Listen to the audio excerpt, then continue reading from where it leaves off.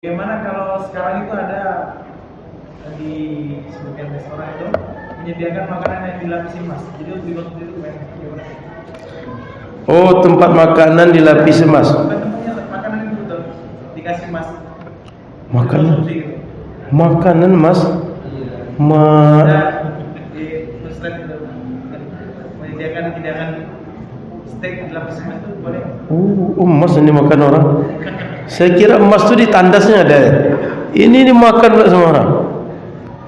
Itu tak diperbolehkan oleh syariat. Jangankan makan, menggunakan sebagai tempat yang tak habis zatnya tak boleh, apalagi habis zatnya.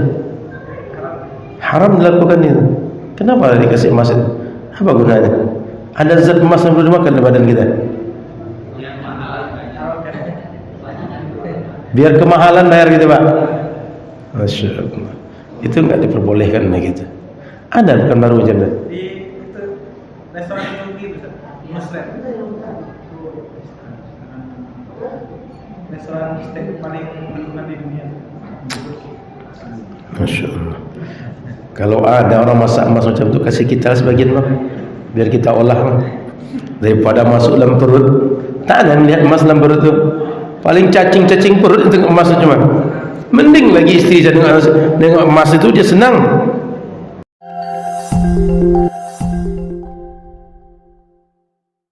Masuk kajian kita di pekan ini tentang ada beberapa ketentuan pakaian dan aksesoris bagi laki-laki dan perempuan yang diatur oleh syariat.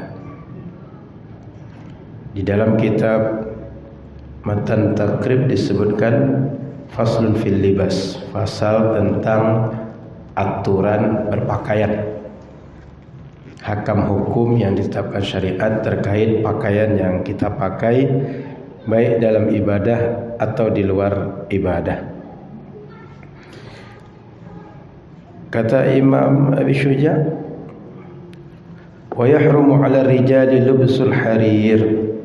Haram hukumnya bagi laki-laki memakai sutra.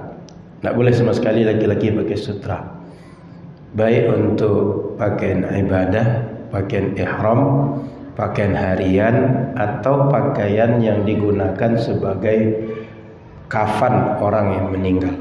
Tak boleh sama sekali sutra bagi laki-laki. Tapi perempuan boleh sutra, baik ketika sehat, ketika sakit.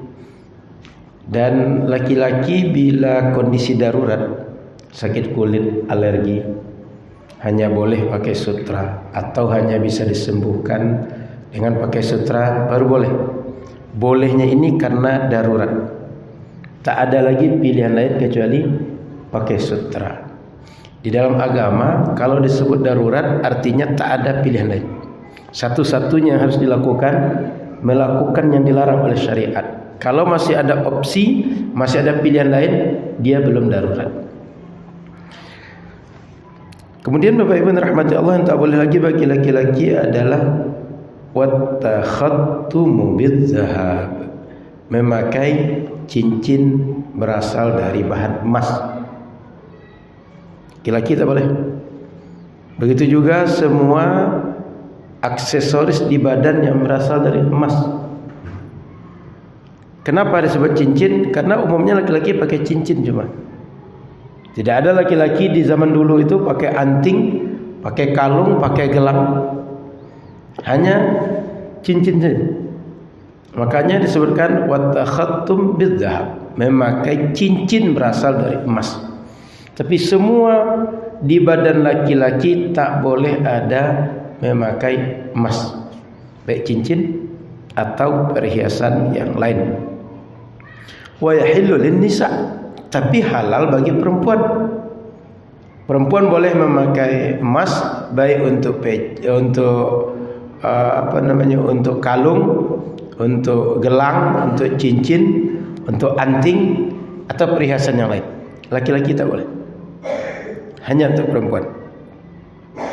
Kata Nabi sallallahu alaihi wasallam, "Uhilla adh-dhahab wal hariru li inathi ummati." Dihalalkan memakai emas, memakai sutra untuk yang perempuan umatku.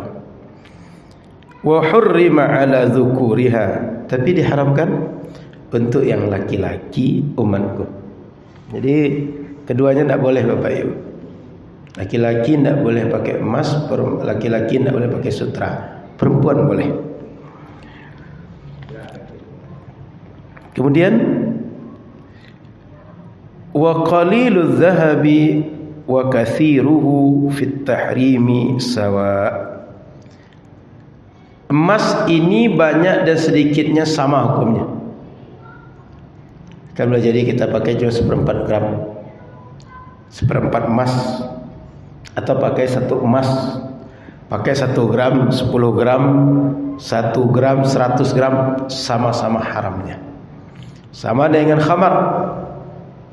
Qaliluhu wa katsiruhu haram. Sedikitnya haram, banyaknya juga haram. Meskipun yang sedikit itu menyebabkan dia mabuk, kemudian dia gara-gara sedikit tadi dia tidak sadarkan diri. Tapi kalaulah diminum banyak, dia akan sama efeknya yang sedikit tadi dengan yang banyak. Maka emas ini dipakai sedikit atau banyak sama. Sutra juga begitu. Wa idza kana ba'du thawbi ibraisaman wa ba'duhu qutnan aw kattanan jaza lubsuhu. Kalau seandainya baju ini bercampur, bahannya sutra dan bercampur dengan yang lain, mungkin dengan katun atau bahan wol atau yang lain, campur dia sutranya, maka boleh untuk memakainya. Malam yakun al-ibraisa mughalibah, selama sutra tidak mendominasi. Jadi kalau bercampur, sutra itu hanya sebagian kecil, boleh jadi sebagai pemanis saja, boleh jadi sebagai perekat saja, boleh jadi sebagai untuk membuat sisi-sisi tertentu biar nampak cantik saja, itu boleh.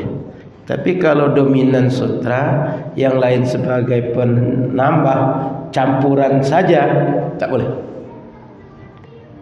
Kenapa tak diperbolehkan sutra dan emasnya bagi laki-laki? Dia ini perhiasan. Perhiasan itu identik untuk perempuan.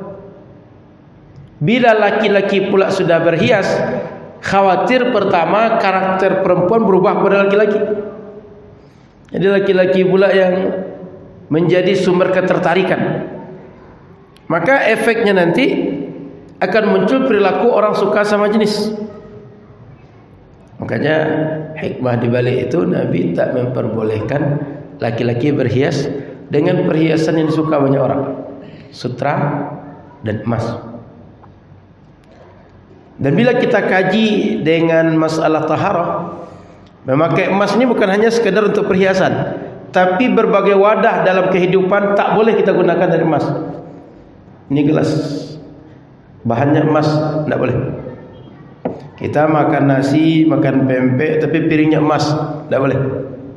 Atau masang kipas angin, tempat untuk kipas itu emas.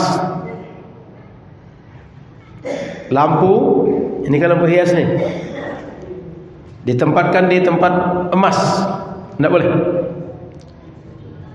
Jadi emas ini Bapak Ibu dimuliakan Allah Subhanahu wa taala, boleh perhiasan bagi perempuan, tapi sekedar perhiasan untuk yang umum dipakai saja.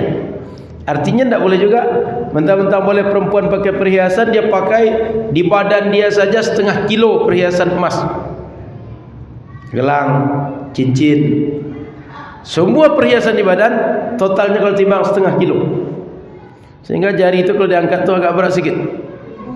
Allah, angkat Allah Akbar ketika takbir itu agak berat sikit. Kenapa? Ini jari berisi cincin semua, emas semua, berat. Maka dibatasi oleh syariat, boleh pakai emas tapi sekadar perhiasan yang umum menjadi kadar perhiasan masyarakat setempat kita hidup. Contoh di Pekanbaru ini rata-rata kalaulah perempuan pakai gelang, pakai kalung, pakai cincin, pakai anting, mereka hanya pakai 30 gram emas. Kita rata-rata perempuan segitu di Pekanbaru. Maka bila kita punya hanya 30 gram emas, dia tak terkena zakat. Tapi kalau sudah banyak, setiap tahun simpan 1 emas, tahun depan simpan lagi 1 emas, bahkan setahun itu menyimpan 3 emas, sehingga dalam waktu 5 tahun sudah 15 emas. 15 emas berarti sudah hampir 40 gram.